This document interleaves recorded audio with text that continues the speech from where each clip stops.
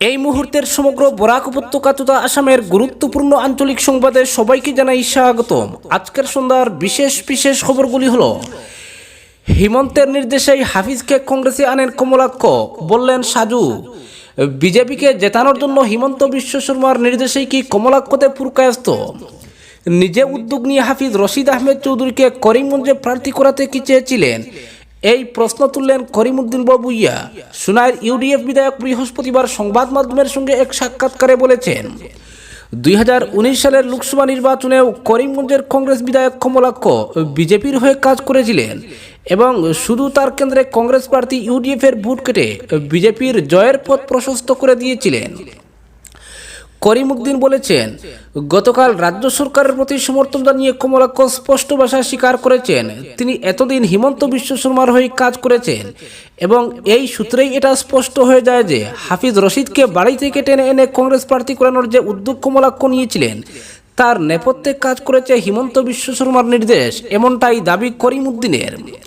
তবে একই সঙ্গে তিনি এটাও দাবি করেছেন যে করিমগঞ্জে ইউডিএফ কমপক্ষে 1 লক্ষ ভোটের ব্যবধানে বিজেপিকে হারাবে, নগাঁওয়ে ইউডিএফ জিতবে 1.5 লক্ষ ভোটে এবং ধুবড়ীতে বদরুদ্দিন আজমল এবার 5 লক্ষ ভোটের ব্যবধানে জিতবেন। একই সঙ্গে ইউডিএফ এর সাধারণ সম্পাদক করিমউদ্দিন বলেছেন তার দল 3টি কেন্দ্রে প্রতিদ্বন্দ্বিতা করবে ঠিকই, কিন্তু লখিমপুর, শিলচর, কাজিরাঙ্গায় বিজেপিকে হারানোর জন্য বিরোধী জোটকে যত ধরনের সম্ভব সহায়তা করা হবে। ভিজিলেন্সের বই বা ডিলিমিটেশনের জেরে কমলাক্ষতে পুরকায়স্ত কংগ্রেস থেকে নিজেকে সরিয়ে বিজেপির শরণাপন্ন হয়েছেন বলে যে তথ্য তা খারিজ করে দিয়েছেন করিমউদ্দিন। তিনি বলেন, কমলাক্ষ আগে থেকে হিমন্ত বিশ্ব শর্মার এজেন্ট হিসেবে কাজ করছেন, তবে লোকসভা ভোটের আগে প্রকাশ্যে বিজেপি সরকারের সমর্থনে দাঁড়িয়ে কমলাক্ষ কৌশলগতভাবে ভুল করে ফেলেছেন এই দাবি করে করিমউদ্দিন বলেছেন, এতে তার মুখোশ খুলে গিয়েছে এবং করিমগঞ্জের ভোটাররা তার অভিসন্ধি বুঝে ফেলতে পেরেছেন, এতে আখেরে ইউডিএফ এর লাভ হবে। করিমউদ্দিন বলেছেন, গত লোকসভা ভোটের সময় করিমগঞ্জের হিন্দুর চেয়ে মুসলিম ভোটারের সংখ্যা 1,25,000 বেশি ছিল। ডিলিমিটেশনের পর মুসলিম ভোট 2 লক্ষেরও বেশি বেড়ে গিয়েছে। তার দাবি ইউডিএফ এবারও হিন্দু ভোট পাবে। এই দাবির পক্ষে যুক্তিও দিয়েছেন করিমউদ্দিন। তিনি বলেছেন, বাঙালি হিন্দুই আসামে বিজেপির জন্ম দিয়েছে, কিন্তু বিজেপি ক্ষমতায় আসার পর বাঙালি হিন্দুকে প্রতিদান শুধু বঞ্চনাই দিয়েছে, এটা বাঙালি হিন্দুরাও এখন বুঝতে পারছেন। পাশাপাশি তিনি বলেন, আসামে বিজেপি বলে কিছুই নেই, এখন বিজেপি শুরু হয় হিমন্ত বিশ্ব শর্মাকে ঘিরে, শেষ হয় হিমন্ত বিশ্ব শর্মাকে দিয়ে। যে বাঙালি হিন্দুরা একসময় বিজেপিকে প্রতিষ্ঠা দিয়েছিলেন তারাই আজ সবচেয়ে বেশি বঞ্চিত। কমলাক্ষর মতো মুখোশধারী কংগ্রেস ও বিজেপির বিধায়করা নিজেদের স্বার্থে চুপ করে বসে সব দেখে যাচ্ছেন। তবে করিমউদ্দিন একই সঙ্গে স্বীকার করেছেন, হিমন্ত বিশ্ব শর্মার প্রশাসনিক দক্ষতা নিয়ে কোনো প্রশ্ন ওঠে না। কয়েক দশক ধরে পড়ে থাকা মহাসড়কের বন বিভাগের ক্লিয়ারেন্স তিনি 2 মিনিটে বের করে দিয়েছেন, কিন্তু বিজেপির কোনো সাংসদ বিধায়ক এ ব্যাপারে কোনো উদ্যোগী নেননি। করিমউদ্দিন এদিন বলেছেন, পূর্ব পাকিস্তানে মুসলিম দুষ্কৃতীদের হাতে অত্যাচারিত হয়েছিলেন বাঙালি হিন্দুরা। এই যন্ত্রণা এখনও তারা বহন করে চলেছেন, কিন্তু বাঙালি হিন্দুদের একথা বুঝতে হবে। এজন্য এ অঞ্চলের মুসলিমরা দায়ী নন, বরং বরাক উপত্যকাকে ভালোবাসেন বলেই দেশভাগের পরও এখানকার বহু মুসলিম মানুষ পূর্ব পাকিস্তানে চলে যাননি। এই ব্যাখ্যা করে করিমউদ্দিন বরাক উপত্যকার স্বার্থে হিন্দু ও মুসলিম বাঙালিকে একজোট হয়ে নিজেদের দাবি তোলারও আহ্বান জানিয়েছেন। তবে একই সঙ্গে করিমউদ্দিন সাফ জানিয়ে দিয়েছেন তিনি পৃথক বরাকের সমর্থক নন। পরবর্তী খবরটি হলো, আসামের বেকার সমস্যার সুরাহায় 25,000 কোটি টাকা ব্যয়ে একটি সেমিকন্ডাক্টর প্যাকেজিং ইউনিট স্থাপনের সিদ্ধান্ত নিয়েছে কেন্দ্রীয় সরকার। কেন্দ্রীয় ইলেকট্রনিক্স এবং তথ্য প্রযুক্তি দপ্তরের প্রতিমন্ত্রী রাজীব চন্দ্রশেখর একথা জানিয়েছেন। ডিজিটাল ভারতের ভবিষ্যতের স্কিল শীর্ষক বৈঠকে চন্দ্রশেখর জানিয়েছেন, আসামের বেকার সমস্যার সুরাহায় রাজ্যে একটি সেমিকন্ডাক্টর প্ল্যান্ট খোলার জন্য নীতিগতভাবে প্রস্তাব এসেছে। টাটার সঙ্গে মিলে এই সেমিকন্ডাক্টর ইউনিটটি স্থাপন করা হবে। চূড়ান্ত অনুমোদনের জন্য এই প্রস্তাব কেন্দ্রীয় মন্ত্রিসভার কাছে পাঠানো হয়েছে। উল্লেখ্য, দেশে এই প্রথমবারের মতো ডিজিটাল ভারতের স্কিল সামিটের সূচনা হলো।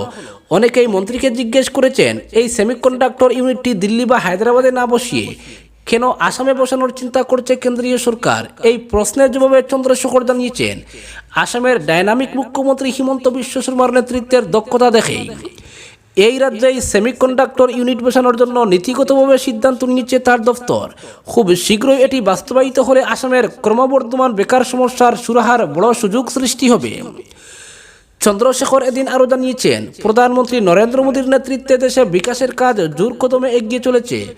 শুধু সেমিকন্ডাক্টর নয়, কৃত্রিম বুদ্ধিমত্তা অর্থাৎ artificial intelligence, electronics, cyber security এবং ইন্টারনেট প্রযুক্তিতে ভারত এখন বিশ্বের প্রথম সারির রাষ্ট্রগুলোর সঙ্গে সমানতালে পাল্লা দিয়ে চলেছে।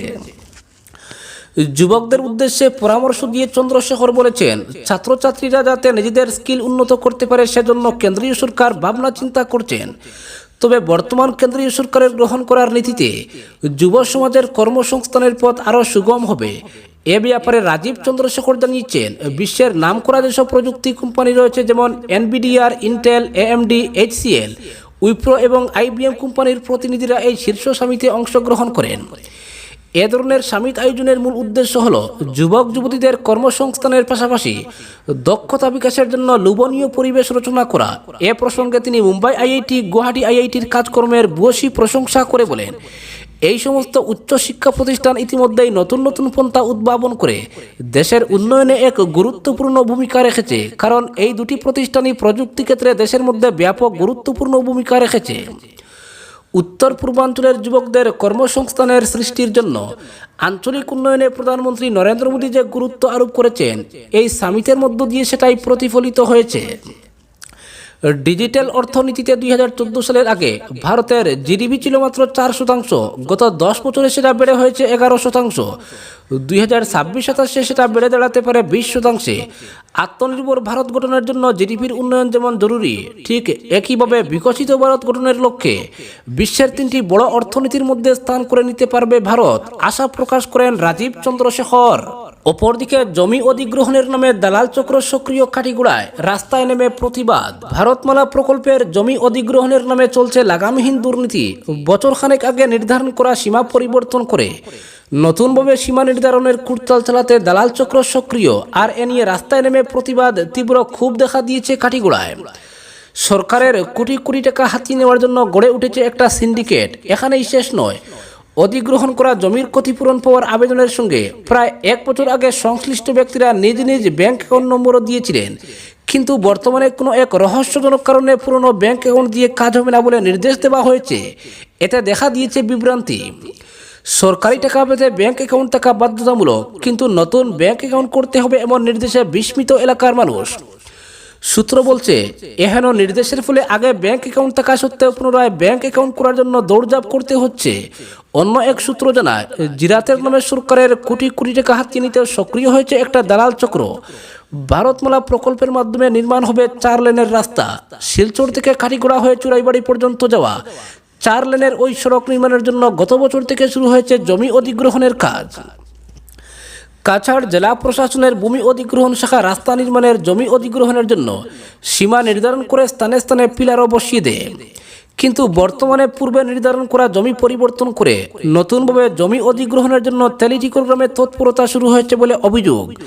আর এই সীমা পরিবর্তন নিয়ে এবার সরব হয়েছেন ওই গ্রামের একাংশ ওবিসি সম্প্রদায়ের মানুষ। আজ এ নিয়ে রীতিমতো বিক্ষোভ দেখান ক্ষয়ক্ষতির মুখে পড়া লোকজন। রাস্তার স্থান পরিবর্তন মানছি না, মানব না, এডিসি মুর্দাবাদ ধ্বনি দেন গ্রামের সুধাংশুনাথ, নিদেন্দুনাথ, স্বপননাথ, গৌতমনাথ, আরতিনাথ, বাবলিনাথ, জুমানাথ, কল্পনানাথ, অনিমারানীনাথ, তাপসনাথ, বীণানাথ, রাজানাথ। রাস্তা নির্মাণের জন্য পূর্বে নির্ধারণ করা স্থান পরিবর্তন করে নতুনভাবে যেদিকে জমি অধিগ্রহণ করার প্রচেষ্টা করা হচ্ছে, তাতে নিশ্চিহ্ন হয়ে যাবে ওখানে বসবাস করা ওবিসি সম্প্রদায়ের মানুষ। ফলে কোনোভাবেই তারা ভারতমালা প্রকল্পের জন্য পূর্বের নির্ধারণ করা স্থান পরিবর্তন মেনে নেবেন না।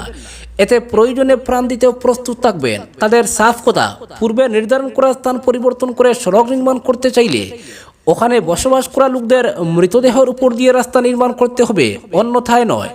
সুধাংশুবাবুরা জানান, রাস্তা নির্মাণ হবে, এতে আমাদের কোনো আপত্তি নেই। রাস্তা নির্মাণের জমি অধিগ্রহণের জন্য পূর্বে যে স্থান নির্ধারণ করা হয়েছিল তাতেও আমাদের জমি রয়েছে। সরকারি প্রকল্পের জন্য জমি প্রদান করতে আমরা কোনো আপত্তি করিনি, কিন্তু পূর্বের নির্ধারিত সীমা পরিবর্তন করা হলে আমরা বসে থাকবো না।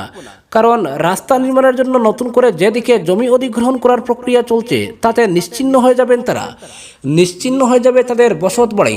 তাদের অভিযোগ, এ নিয়ে প্রশাসনের কাছে আবেদন নিবেদন করেও কোনো সুফল পাওয়া যাচ্ছে না। তাদের অভিযোগকে কোনো গুরুত্বই দেওয়া হচ্ছে না। ফলে এবার মুখ্যমন্ত্রীর দ্বারস্থ হচ্ছেন। ইতিমধ্যেই স্মারকপত্র প্রস্তুত করা হয়েছে। মুখ্যমন্ত্রীর কাছে স্মারকপত্র প্রদান করা হবে।